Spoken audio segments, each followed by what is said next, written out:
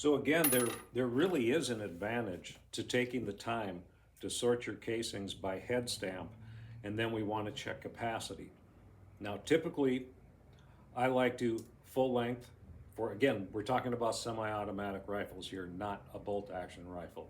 So I want a full length size at a minimum, but if there's any hesitation whatsoever in the lockup, the fix for that is the small base die. So we've got them sized, and now I want to check the internal capacity of the casings that I've segregated by head stamp. So I've got, first of all, military versus commercial.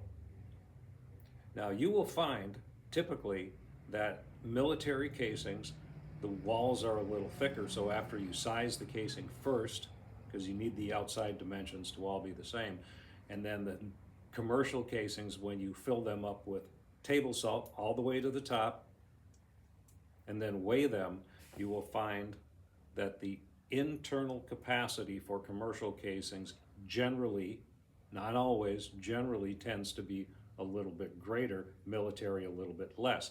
Now you have a lot more smaller brass manufacturers, I mean, aside from like the Winchester, the Federals, the big boys, who are doing really pretty thick casings. And it may surprise you that some of the brass out there is actually thicker than the traditional military casing. So before you fill it up with salt, remember you want to size it first, because you need the outside dimensions to all be the same.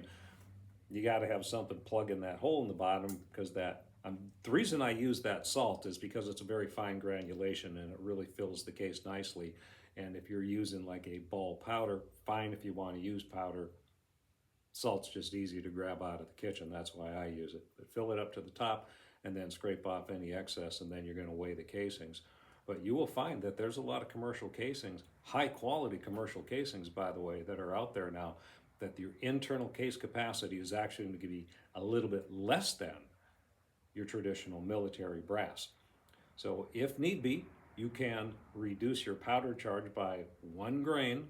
Remember, if you've got a smaller internal chamber, the same powder charge in that smaller chamber will increase pressures, and you're going to see it showing up on your chronograph as a little bit higher velocity. And then on the target, it shows up as vertical stringing. So I've got my casing sorted, I've got the commercial, I've got the military, and I'm loading everything the same, but boy, I'm still getting that vertical stringing. A little bit, it's not going to be huge, but check the capacity of these things. You may find they're a little bit different than you were suspecting.